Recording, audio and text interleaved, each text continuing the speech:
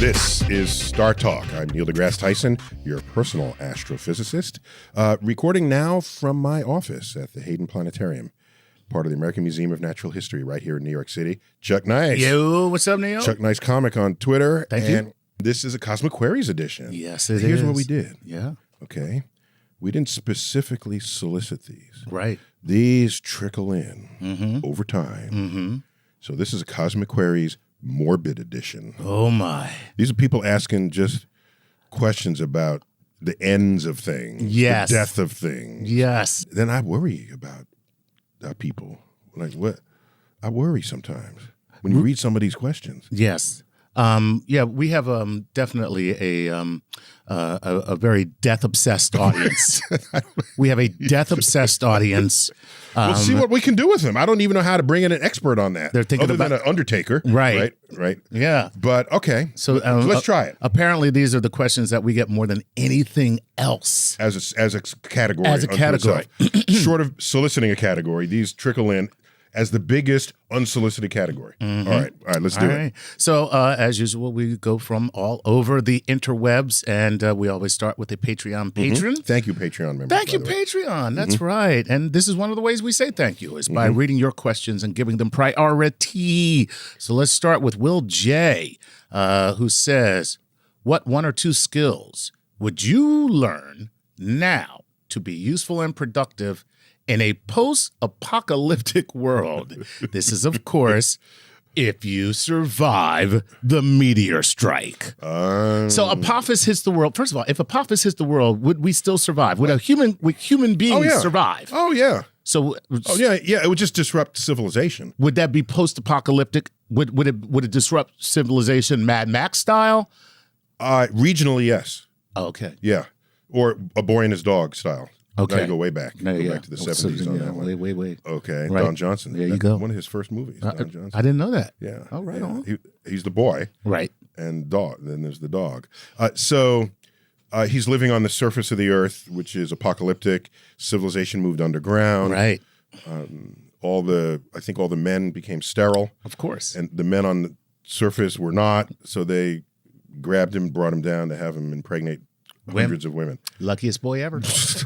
No, they extracted the sperm from him and then impregnate. That's the theme. If you didn't know about A Boy and His Dog, that's Don Johnson, an early cinematic role. But you can look at movies and how they've portrayed these lone survivors in apocalyptic Earth, and they needed like three things. They need sort of a street smarts, even though there's no street.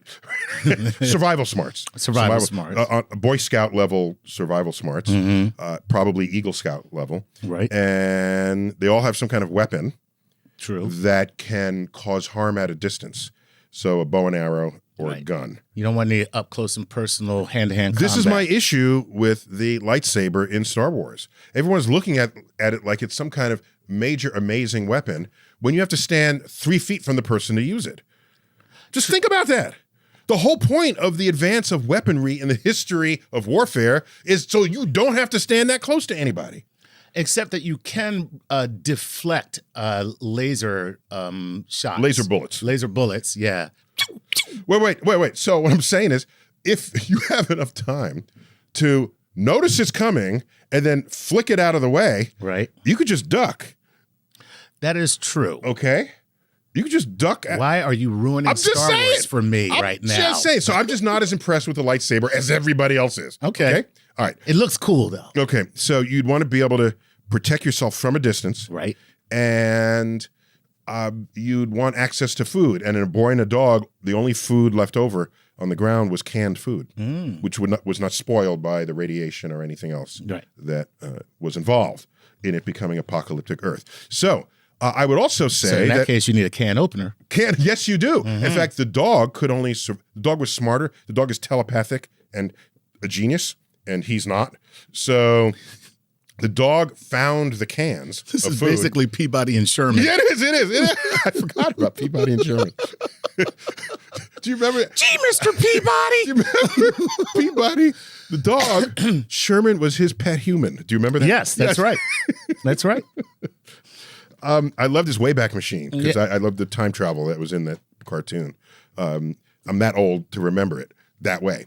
So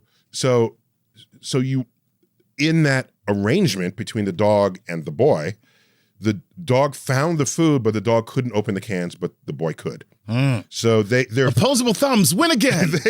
Their mutual survival depend. They need each other to survive. Okay, so I guess always carry can opener in your back pocket. Apart from that, I think some kind of hand-to-hand combat would be useful. Right. Okay. If someone stalks you up at night and then grabs you. Right. Okay. You can't then reach for your action at a distance weapon. Okay. So you got to know some kind of martial art. Right. If not outright wrestling.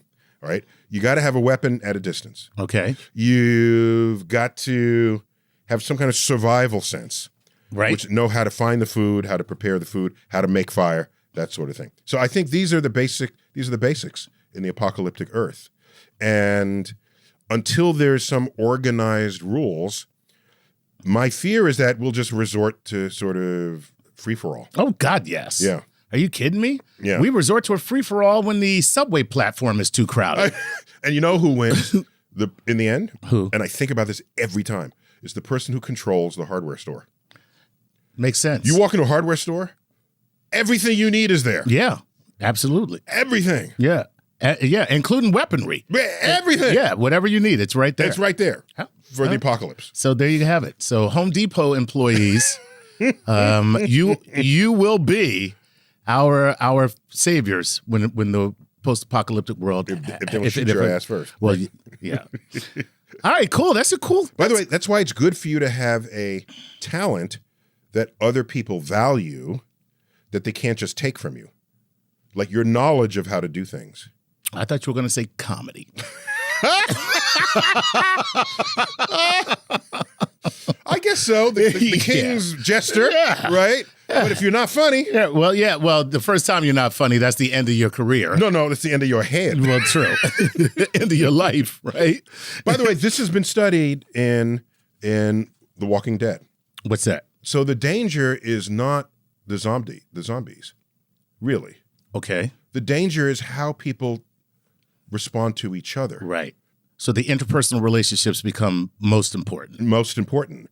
And who do you value and why? Is someone overtaking the resources relative to other people? Right. Are some people power hungry? That exploration became most of what made The Walking Dead interesting.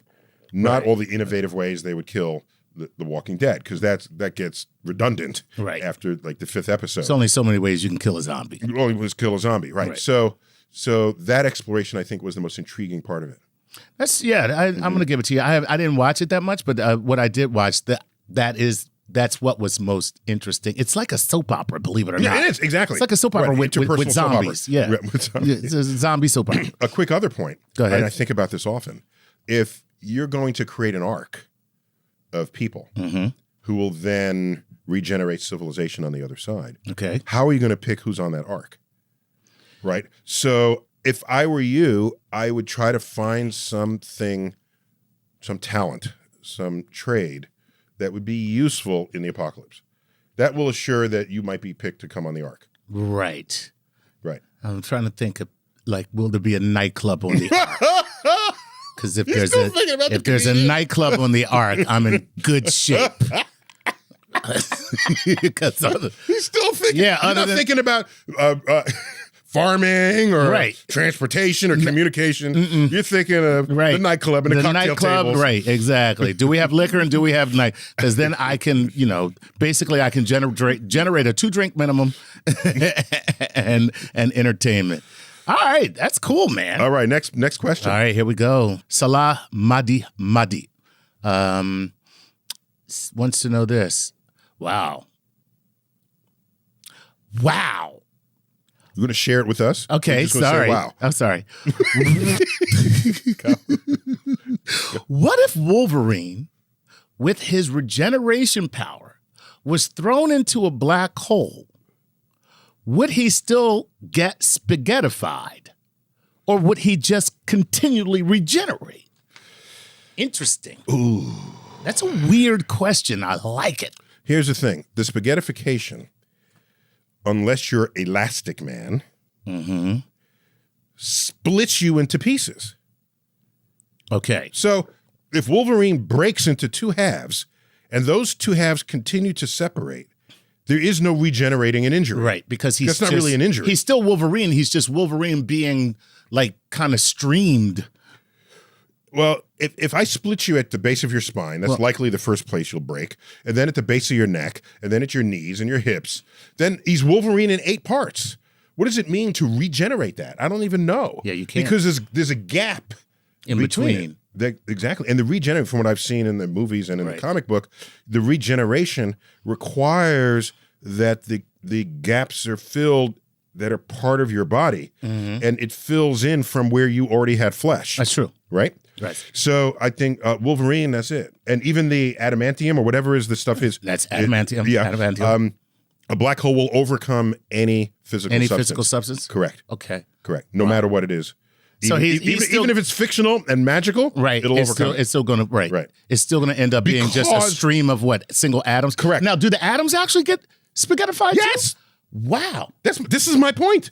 The nuclei get spaghettified. Wow. This is why I'm saying. So okay. So what happens is the tidal force of gravity. That's the stretching force. Right. Tides. That's where we get the word tides from. The tidal force of gravity becomes greater than all other forces of nature. Period. Nice. So the forces of nature that hold the molecules together, that hold the atoms together, that hold the nuclei together, get ripped apart by the tidal forces of gravity. Oh, wow. Okay, that's why gravity wins. Right. So he's spaghettified. That's all there is to it, no matter what. Join the club. Yeah, sorry. Wolverine. Sorry, Wolverine. Dad, that's a shame. What's my boy's name, the actor? Hugh Jackman. Hugh Jackman. Yep. Join the club, Hugh Jackman. Yeah, sorry, Hugh. You in the club. Yep, exactly. Spaghettified club. Favorite scene, though, of Wolverine gets shot in the head, and I don't know what movie. Shot in the head, falls to the floor. Everyone's standing there. A couple minutes later, the bullet pops back out, and he gets up. I love it. Anyway, all right, here we go. This is Phil Vader, 23 from Instagram. All right. Let's say the world ends. Do you think that's the end of the human race? This could be at any time. It's a different way of saying, will we outlive this place? Do you think? How could you outlive the planet that you live on? I don't understand. Okay, let's say for instance. The answer is no. if Earth is destroyed. No, let's say, the Earth is going to, how long is the Earth going to be 5 billion years. No, we're here now. Yes. So we're 4.8 billion now, right? Yeah. Well, 4.5 billion. Okay, so now, how far do we have to go is my point. Until when? I'm saying, like, the sun is going to burn out. Oh, how far away? Yeah, how far do we have to go? Oh, that's what you're saying. No, how far forward into the future? Oh, I didn't understand that. Yeah. Okay, so if Earth is ready to get vaporized by the sun, right, you need some ability to planet hop. Right. Because the sun will grow in size. The temperature of Earth's surface will get hotter and hotter and hotter. Time to move, folks. You pick up your luggage, you move to Mars. Okay. The next farther planet from the sun. Okay? But the sun will also start to make Mars hot, so then you want to move farther out again. Then the sun will eventually die and no longer be a source of energy to any of us. Then you want to be able to star hop. Okay. Find another solar system to move to. Sure, why not? So how long would that... That all happened in 5 billion years. Okay, so we got another 5 billion years. You up there worried. I am worried about shoot. it. Thank God. As long as I don't have to put it on my calendar. That's what I have it on mine. October 12th. Right. 5 billion. And so let's just say we solved all of our problems. Our Okay? social-cultural Our problems. social-cultural problems. How long do you think we could make it? If we're not going to kill ourselves? We're not going to kill ourselves, which, by the way, I am sure that's what's going to happen. The average, last I checked this is not my field of expertise. Okay. I'm just relying on what I've read, but I do work in a natural history museum, so I have colleagues who do this stuff. Last I remembered, the average life expectancy of a mammal species is several million years. So, and we've been around for several 100,000, so we should have a long way to go. Got a long way to go. If we don't kill ourselves. If we don't kill ourselves. And it might be that intelligence, as we've come to know it and understand it, is contraindicative of the survival of the species. So in other words, there might be an inverse relationship between intelligence and survival. Correct. You might get so smart that it's impossible for you to survive because that's what causes you to kill yourself. Correct. Because you invent something that you think is cool and it's the end of the world. Damn. I think it was that sucks. Who's the guy who wrote Slaughterhouse-Five? I think it was Kurt Vonnegut, who, in one of his novels, he said, I'm paraphrasing, this is the last sentence ever spoken by humans.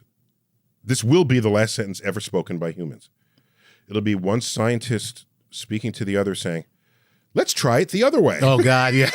That's funny. Okay? That makes the sense. last sentence. Right. So once you have the power over nature and the forces of nature are greater than you, right, or are ultimately greater than you, then you are wielding forces that can render your own extinction. Well, you know what? That makes sense that there's a lot of, speaking of post-apocalyptic tropes, one post-apocalyptic trope is that there's a huge self-destructive action taken by humankind, and then they decide in the aftermath to live at one with nature and to never go beyond that. Because that's hard though, because you're pumping water out of the water table to drink. Right. You are redirecting a river so it doesn't go through your home. That's interfering with nature. Almost everything we do interferes with nature. Farming is an interference of nature. Right. The monocrop, right? So if you want to live, eat, survive, and you want to live in harmony with nature, you just leave civilization and go in a cave, and we give you a knife. And there you go. And you'll be dead at 35. All right, if that's how you really want to do it. If that's how you want to feel that strongly about nature, do it. I don't feel that strongly about anything to live in a cave, to be honest. So, that next question. All right, here we go. The next one is JT Parrott. He just says this. I'm just going to read it as is. Does it end with a bang or a whimper? Oh. The universe will end in its continued expansion to the future. It will end not in fire, but in ice. And not with a bang, but with a whimper. Damn, that's cold. See what I did there? I see what you did there. All right, when we come back, more Cosmic Queries edition, the ends of things on StarTalk. We're back. StarTalk. Tyson here. Nice there. That's right. Chuck Nice he is. That's right. All right, what do you have? Okay, let's move on. Cosmic Queries. Some more Cosmic Queries. Our morbid edition. Morbid edition, yes. Go. All right. So what this is a morbid question. And so DJ Maz. Wait, just to be clear. We left off the previous segment, somebody asking simply, will it end with a bang or a whimper? And I gave like a poeticized answer. But let me just put a little more flesh on that bone. Okay. So for a while in the 20th century, once we had Einstein's equation of gravity, the universe could be expanding or contracting within that equation. The equation didn't distinguish one or the other. Okay. Observations showed we're expanding. Right. Now we can ask, will we expand forever, or will it one day slow down, stop, and contract? Okay. We make more observations, and we show, no, there's not enough gravity to halt that expansion. Right. It will expand forever. Once we learned it would expand forever, then we asked, what is the long-term profile of the universe? Well, the temperature will get further and further diluted as space expands. Space-time expands. Right. Because all that energy used to be concentrated here, and now it's half and then a third and a tenth. So the temperature eventually dissipates. Right. It dissipates. That's a good way to say it. The intensity of energy dissipates. The temperature of the universe drops. Right. And it'll never come back. So, and all the stars will die and not get regenerated because everything will separate from each other. And so gas clouds will make their final stars, and that's it. So then the stars will ultimately burn out one by one as the sky goes dark. Thus, the universe ends with the not in fire, but in ice, and not with a bang, but with a whimper. That's kind of sad for the universe. I mean, I don't want to anthropomorphize the universe. You just did. I feel bad for the universe now. Maybe that's a good way to go. Yeah, I wouldn't mind going like that. There you go. Which brings us to our next question. Yes. What a great segue you just made. DJ Maz 2006 on Instagram says, Neil, How do you want to die? Oh, this is public knowledge. Oh, really? Oh, yeah. Okay. Yeah. I bet if you typed, how does Neil Tyson want to die? Hold on. No. Nuh-uh. I'm gonna do You it. gonna test it? I gotta test it out He's gonna since you test said it. it because Okay, I got go my on. phone handy. Hold on. All right, here we go. I'm gonna talk to my phone. How does Neil deGrasse Tyson want to die? Okay, clearly you have done this because 1, 2, 3, 4, 5, 6, 7, 8 YouTube videos came up about you dying somehow. Here's you on the afterlife. Here's you on I Don't Fear Death. Here is you on near death and near death experience. Wow, you talk about death a lot, dude. No, it's not that I come out of the box doing this. Is that people come to me asking about it. Okay. All right. So how do I choose to die? I would delight in, if I were near my deathbed, Okay. temporarily near my deathbed, I would say, don't lay me down to die. Launch me into that black hole so I can be spaghettified. Oh, wow. And I will report back until I no longer can.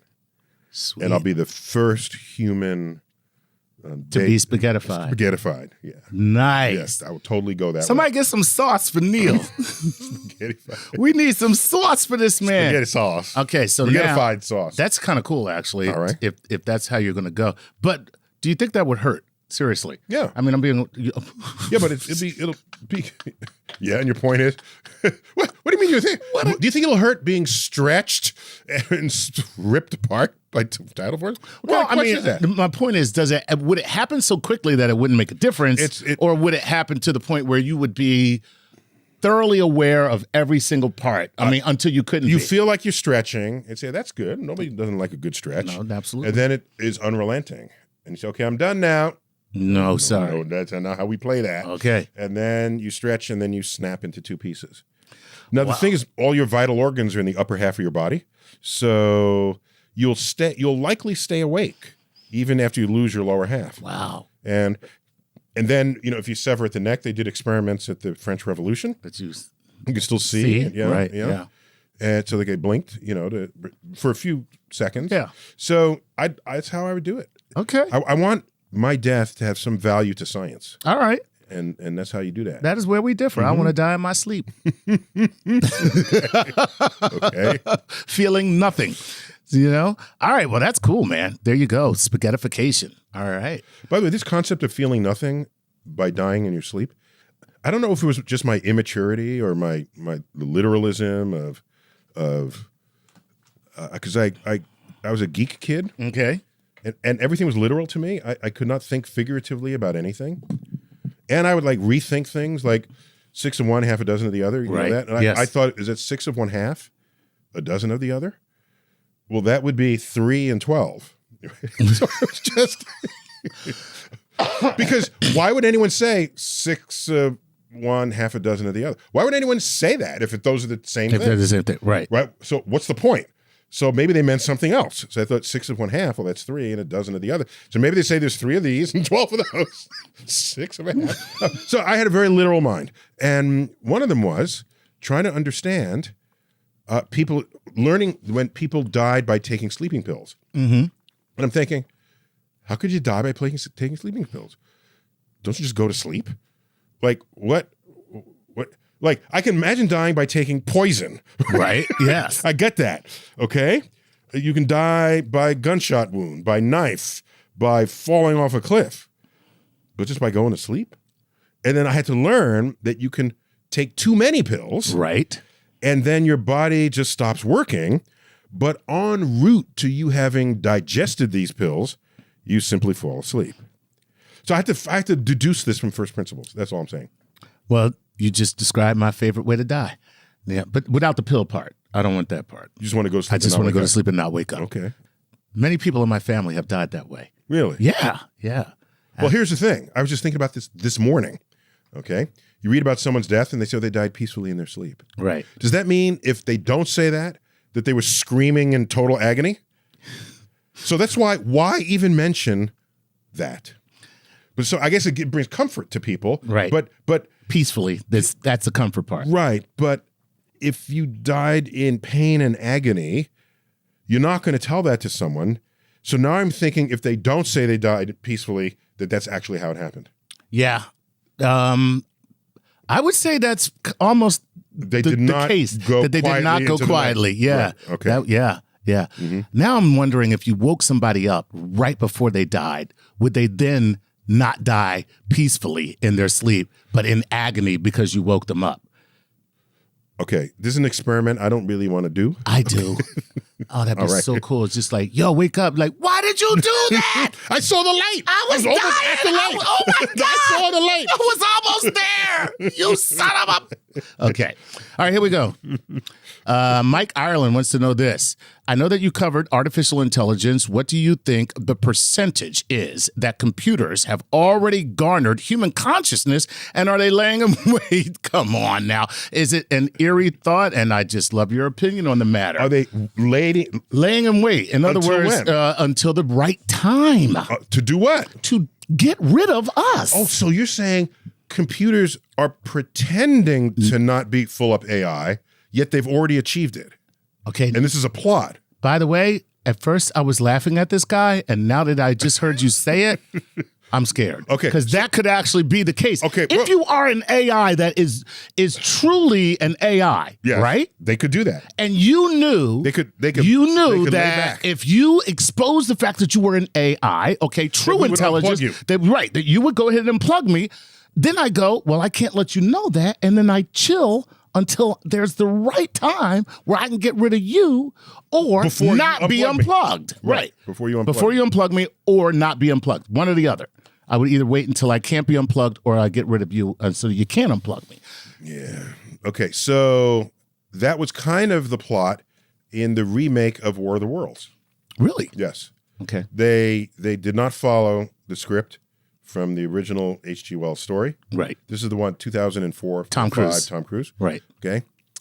In that version, the aliens lay dormant and buried underground. That's right. That's Damn it. correct. I forgot about that part. Right. And then they found the right moment, and then they all rose up. Right. Okay. Now that idea, which perhaps they thought was clever, it undermines the entire plot of the movie. Okay. Which is alien invasion from another outside, planet, right? Who are overcome not by our weapons, but by germs that they do not have immunity to because they did not evolve on this planet. Right. So that premise means they had to be here a long time ago to put that stuff in the ground. Yes, and now they're in the ground. They can develop an immunity to our germs. That entire premise unraveled in the presence of this new idea they're going to pre-bury the aliens. Gotcha. Yeah. So that pissed me off. I'm just saying. Well, I'm with you on that. It was a crap movie. So, I mean, don't get me wrong. Love Tom Cruise. Okay, love him. You know that movie had a narrator. Wait, no. Yes, it did. No. Yes, it did. How? Yes, it did. I've seen it twice. I don't remember a narrator. Okay, just take a guess, and there's a 50% chance you'll get the right narrator. Mm-hmm. Tim Robbins. No. Morgan Freeman. What? Yes. That's right, it did. Oh my God. And he comes on at the end. At the end. And I got the end quote right. That's now. right. I carry it with me. All right. Here we go. I carry this narration with me. All right. All right. The end of the 2005 War of the Worlds. From the moment the invaders arrived, breathed our air, ate and drank, they were doomed. They were undone, destroyed, after all of man's weapons and devices had failed, by the tiniest creatures that God in his wisdom put upon this earth. By the toll of 1 billion deaths, man had earned his immunity, his right to survive among this planet's infinite organisms, and that right is ours against all challenges. For neither do men live nor die in vain. Nice. Translation. Whose house? My house.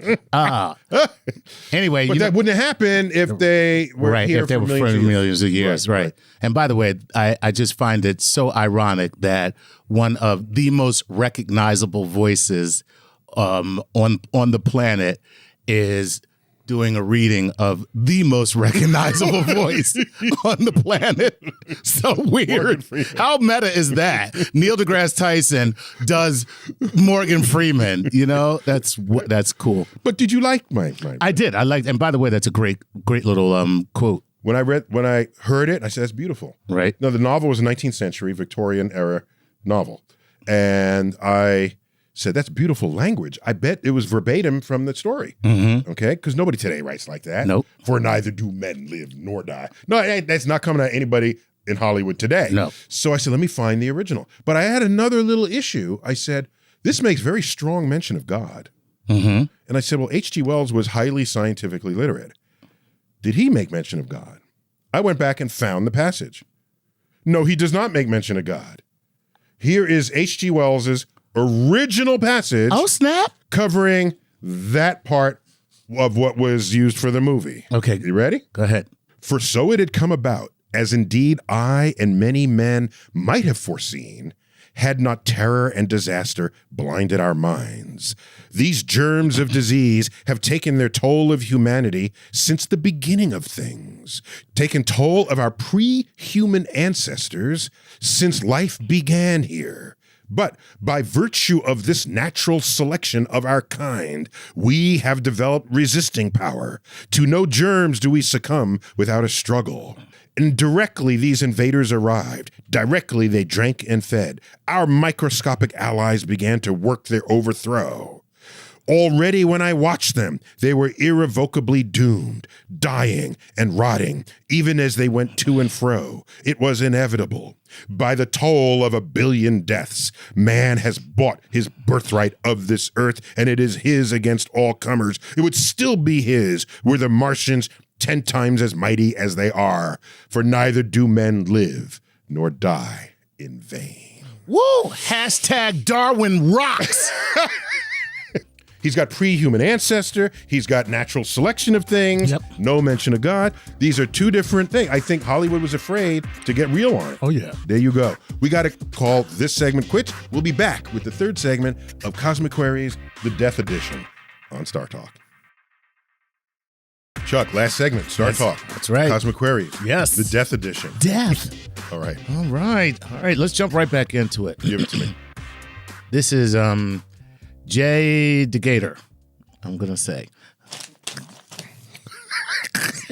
Yeah, last name. There you go. What is Wait. Jay DeGator, I'm going with. Yeah, I'll give it to you. Okay. Jay DeGator. Yes. It's probably Jay DeGator. It might be, but you know. Yeah, it's Jay DeGator. Jay, I'm with you on this. Okay. All right. Good for you. Jay, why don't you change your last name to Jones? How about that? Then we won't have a problem. All right, he says this. What does the merging of black holes mean for the future of the universe?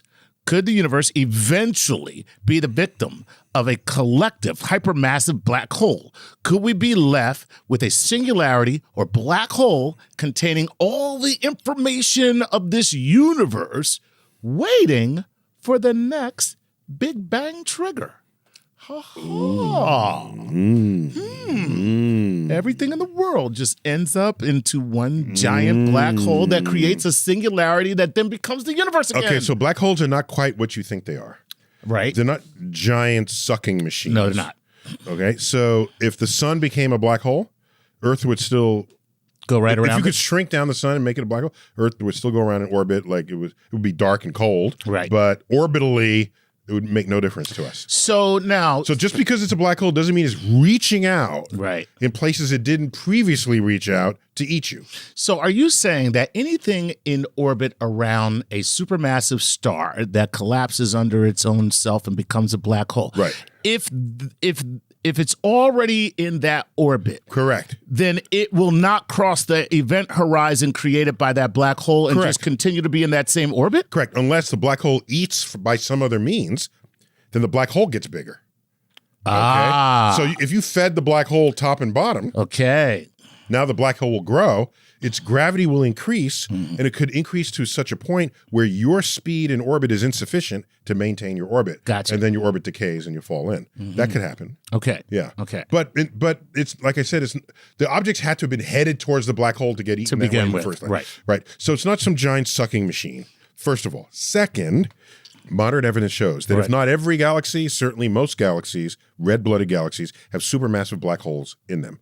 When galaxies collide, it is highly likely that these black holes will find each other, all right, because that's how the dynamics of colliding systems works, and then they will consume each other, passing through each other's event horizon. Gotcha. Okay, so then you have a black hole twice as big now. All right, fine. But then it's just still stuck in the middle of these two galaxies that have merged. Right. It's not reaching out to some other galaxy. Right. All right, so now we have an accelerating, expanding universe.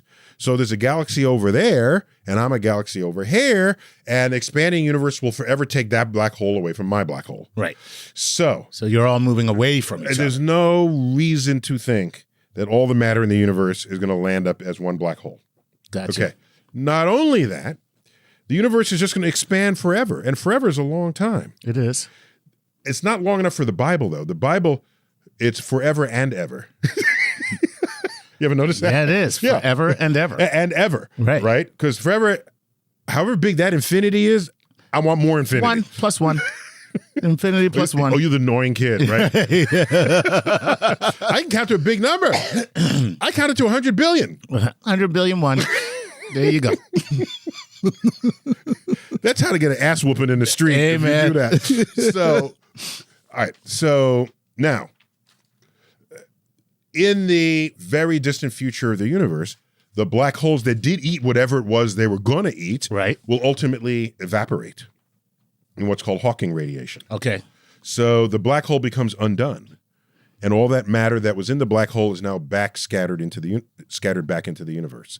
So now, if you do the math and ask how much mass is there within the radius of the known universe, and see how that compares to a black hole's mass and size, it turns out the entire universe can be analogized to being a black hole unto itself, with a horizon beyond which you cannot see.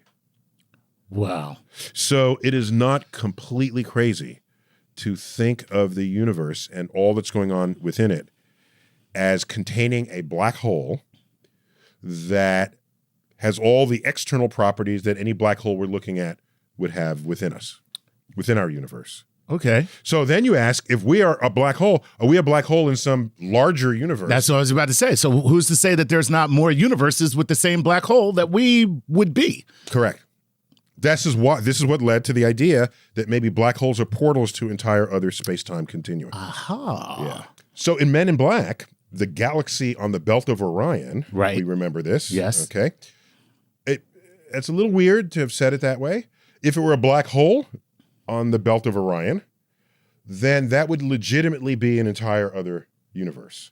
Right. But they just said galaxy, and you can get a nice picture of a galaxy, and you go into that galaxy, then it's another galaxy. But that's not as scientifically realistic as there being a black hole on the belt. And then you go into the black hole, there's a whole universe. Gotcha. Yeah. Okay. All right. Well, the answer to your question is no. Now pronounce his name again.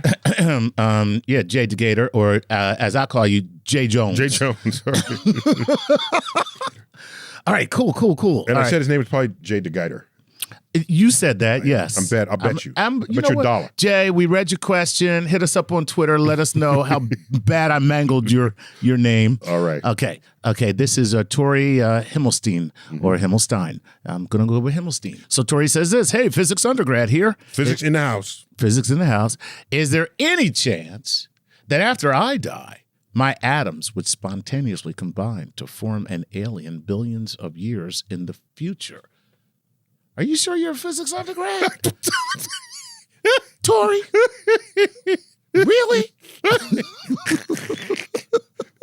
The answer is yes, Tori. Don't listen to Chuck. The interesting thing about the universe that's not entirely obvious at first reckoning is that every electron we've ever found is identical to every other electron. Every atom of any species of atom, I say species loosely there, obviously, Right. any oxygen atom here is identical to any oxygen atom anywhere else in the universe. Right. So we are composed of elements drawn from the periodic table of elements. Correct. And the naturally occurring elements is 94, depending how you count it. The low 90s naturally occurring elements. That is the recipe that makes everything there is in the universe. Mm-hmm. Everything natural in the universe. So if you're made of these atoms, I put you in the earth and you decompose, these atoms are available to make something else. Right. And to decompose is different than to disintegrate. Right. You know the difference? No. To disintegrate is you break apart. Right. To decompose is some other animal is eating you. Ill. Is that really what decomposition is? Yes. If I put Even you if it's the ground or microbes or anything, it's still something else consuming. correct. Gotcha. That's I why gotcha. if I buried you on the moon, you will not decompose because there's no microorganisms There's there to nothing eat up your there. body. That's Right. right. You'll just stay there Right. and you'll dehydrate. Some atoms, some molecules will change, but not because they were decomposed. Now I know how I want to die. I want to die. Well, what I want to be after I die. I want somebody to put me in a Barca lounger type chair and put a drink in my hand and just sit me on the moon. Oh. Yes. Oh, with sunglasses. Looking Right. up. Oh. Looking at the sun. Right. You'll be there 1,000 years from now. That would be awesome. You'll be a little dehydrated, but you'll still be there. Right. Okay. Wow. So basically, this. Wait. There's a movie that ended that way. What? Yes. No. And who's the main star in Men in Black? Not Will Smith, the other guy. Tommy Lee Jones. Tommy Lee Jones in this movie ends dead on the moon, leaning up against a rock, looking out into space. That's cool. Yeah, Tommy Lee Jones. I don't know what movie that is. I think it was Space Cowboys. Okay. I think. Not bad. I think we can check on that. It's not a bad way to die. Somebody look that up. You know? But what you're saying though is from Tori's question. So we're just all information. So they basically No, we're ingredients. We're ingredients. That's what I mean. Kitchen ingredients. We're kitchen ingredients, Yes. basically. Yes. Right. And so that's why I want to be buried rather than cremated. Right. Because I want the energy of my molecules in my body to be available to other organisms. If you are cremated, your energy gets dispersed into space. Right. That's fine. You might enjoy that, like that. But the rest of what is you or all the atoms are broken apart and other creatures can't utilize them. You don't have nutritional value Right, to them. right. But you'll still exist as atoms. Right. So aliens that might evolve on this planet or some other planet, if your atoms were taken there, yeah, you could be composed as part of another atom. Oh, yeah. There you go. We're kitchen ingredients. That's it. That's it. Nothing more than flour, milk, eggs, oil, milk, waffles. We're waffles. Okay, one last question. Go, give it to me. Okay, one last question. Here we go. Rex Young wants Last to know question. this.